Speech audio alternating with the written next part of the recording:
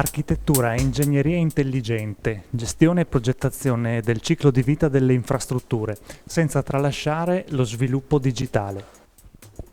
Temi cardine di un gruppo internazionale partito dalle Dolomiti bellunesi e sfociato nel Trevigiano, ai vertici in Italia e leader in Veneto. Al microfono del quotidiano del Piave Francesco De Bettin, presidente del gruppo DBA. Presidente De Bettin, partire da un piccolo paese, dal Comelico nel suo caso specifico, è solo un ostacolo o può rappresentare uno stimolo per un giovane con l'ambizione di fare impresa e sviluppare la propria carriera? Senza dubbio è uno stimolo. Io ne sono la prova vivente. Io e i miei fratelli ne siamo una prova vivente. Noi siamo nati e cresciuti in montagna in un paesetto di 170 abitanti e fino in quinta elementare guardavamo le montagne di fronte, guardavamo il paese di Dante e pensavamo che il mondo finisse lì. Finita l'università abbiamo preso buona nota del fatto che per fortuna il mondo cominciava da lì e di conseguenza abbiamo fatto di necessità virtù e abbiamo cominciato a divertirci prima in Italia e poi abbiamo guardato un po' più in là perché bene o male il cromosoma veneto, qualche cosa che ci rimane della spudoratezza di Marco Polo ce l'abbiamo anche noi, come tutti i veneti. Assieme ai suoi fratelli Raffaele, Stefano e Daniele ha fondato una società che oggi vanta 23 sedi nel mondo, 546 occupati, un valore di produzione, dati del 2018, di 49 milioni di euro, insomma un colosso dell'ingegneria e dell'architettura, oltre ad essere stata appunto la prima azienda del settore ingegneristico ad essere quotata in borsa. Quanto conta l'unione familiare e quanto conta il fare squadra nell'impresa? Questa è una gran bella domanda. Nel caso nostro diciamo che noi siamo riusciti a fare quello che abbiamo fatto perché mettendone insieme 4 ne abbiamo fatto uno di buono. Abbiamo giocato sulle complementarietà fra di noi e soprattutto sull'unità che ci ha sempre caratterizzato fin da bambini, quasi fossimo stati costruiti in laboratorio per fare questa cosa qui. Ci sono degli esempi molto più illustri dei nostri che hanno fatto molto di più di quanto abbiamo fatto noi nel nostro Veneto e nella nostra Italia da questo punto di vista. E il valore della famiglia per noi è essenziale perché addirittura in questo momento noi abbiamo questa grande qualità che potrebbe, se non gestita bene, diventare un limite, nel senso che la famiglia a tendere deve rimanere il centro di attrazione dell'attività industriale, ma perché un'attività industriale nei servizi innovativi come la nostra si possa sviluppare, possa competere nel mondo, si deve passare per il concetto della delega e della managerializzazione, motivo per cui siamo in una fase di ulteriore metamorfosi nella nostra vita aziendale, perché prima da famiglia siamo diventati famiglia allargata con i nostri compagni di università che sono venuti a lavorare con noi. Poi siamo diventati una comunità di famiglie allargate coordinate dalla famiglia originaria e gestite da un presidente e da un amministratore delegato che venivano dalla nostra famiglia.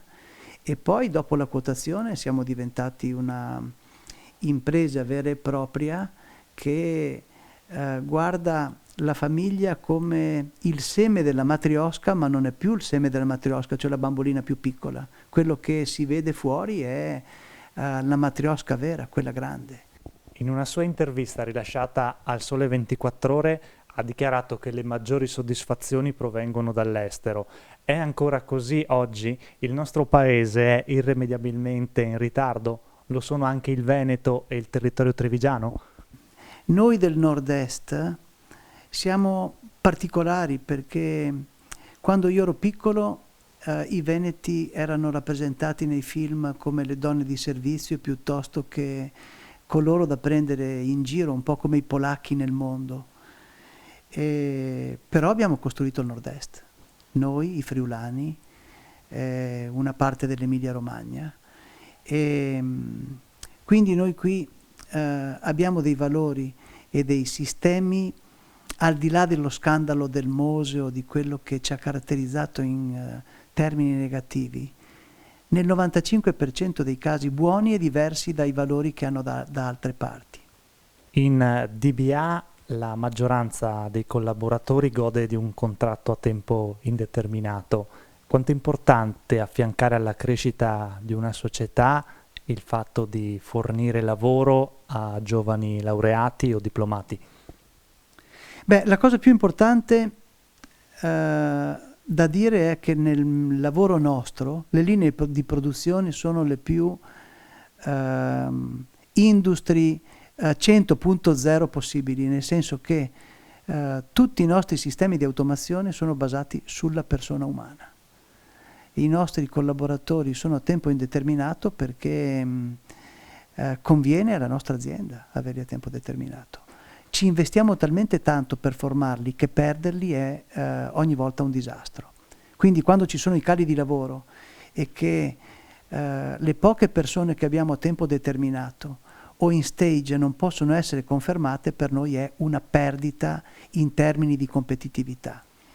Noi eroghiamo servizi ad alto contenuto di conoscenza finalizzati a rendere le infrastrutture intelligenti, cioè a insegnare ai ponti, ai porti, alle strade, alle ferrovie a scambiare informazioni con i loro gestori e con i loro utenti attraverso l'IoT e attraverso sistemi di machine learning e di intelligenza artificiale basati sulla conoscenza ingegneristica dell'infrastruttura.